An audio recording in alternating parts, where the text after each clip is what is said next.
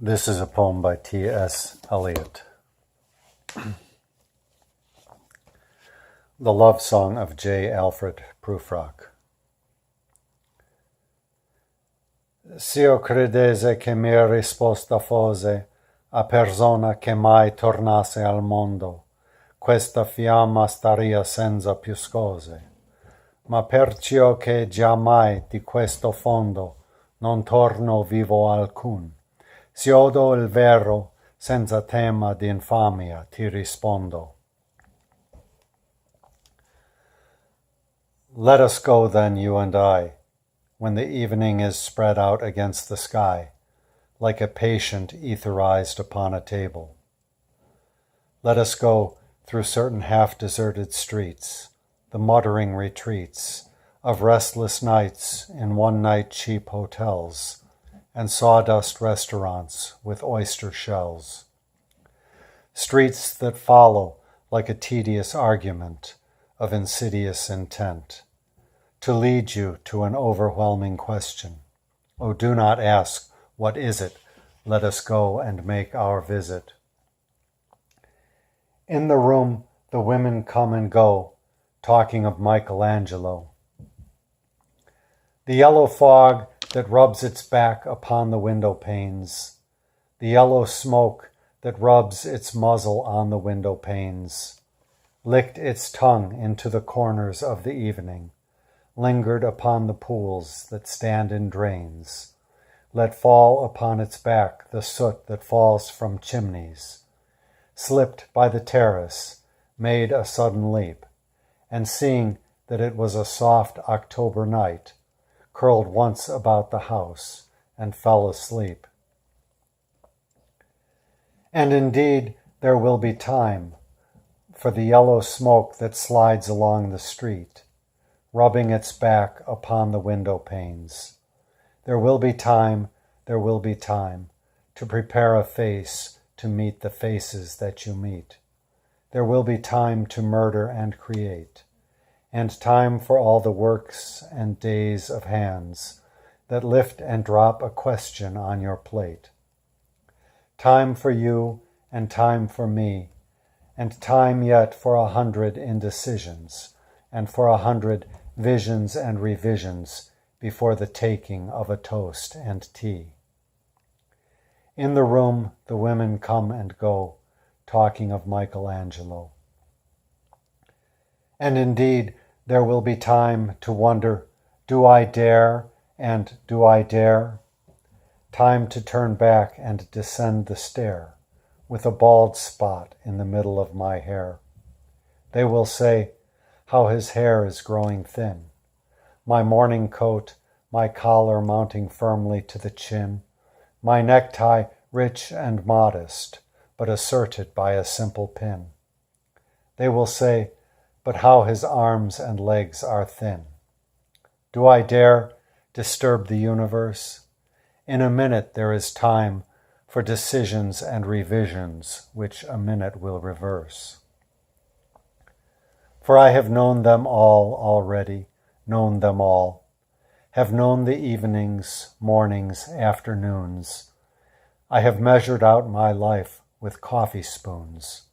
I know the voices dying with a dying fall beneath the music from a farther room. So how should I presume? And I have known the eyes already, known them all, the eyes that fix you in a formulated phrase. And when I am formulated, sprawling on a pin, when I am pinned and wriggling on the wall, then how should I begin to spit out all the butt ends of my days and ways, and how should I presume? And I have known the arms already, known them all, arms that are braceleted and white and bare, but in the lamplight downed with light brown hair. Is it perfume from a dress that makes me so digress? Arms that lie along a table or wrap about a shawl. And should I then presume? And how should I begin? Shall I say, I have gone at dusk through narrow streets and watched the smoke that rises from the pipes of lonely men in shirt sleeves leaning out of windows? I should have been a pair of ragged claws scuttling across the floors of silent seas. And the afternoon, the evening, sleeps so peacefully, smoothed by long fingers, asleep, tired, or it malingers, stretched on the floor, here beside you and me. Should I, after tea and cakes and ices, have the strength to force the moment to its crisis? But though I have wept and fasted, wept and prayed, though I have seen my head, grown slightly bald, brought in upon a platter, I am no prophet, and here's no great matter. I have seen the moment of my greatness flicker, and I have seen the eternal footman hold my coat and snicker, and in short, I was afraid. And would it have been worth it after all? After the cups, the marmalade, the tea, among the porcelain, among some talk of you and me, would it have been worthwhile to have bitten off the matter with a smile, to have squeezed the universe into a ball, to roll it toward some overwhelming question, to say, I am Lazarus come from the dead, come back to tell you all, I shall tell you all. If one, settling a pillow by her head, should say, that is not what I meant at all, that is not it at all. And would it have been worth it after all? Would it have been worthwhile, after the sunsets and the dooryards and the sprinkled streets, after the novels, after the teacups, after the skirts that trail along the floor, and this and so much more? It is impossible to say just what I mean.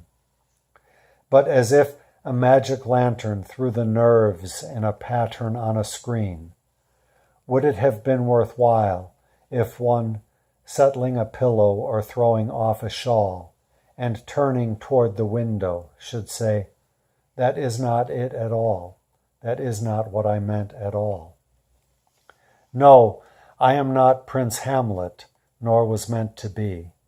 Am an attendant lord, one that will do to swell a progress, start a scene or two, advise the prince, no doubt an easy tool, deferential, glad to be of use, politic, cautious, and meticulous, full of high sentence, but a bit obtuse, at times, indeed, almost ridiculous, almost, at times, the fool. I grow old, I grow old, I shall wear the bottoms of my trousers rolled. Shall I part my hair behind?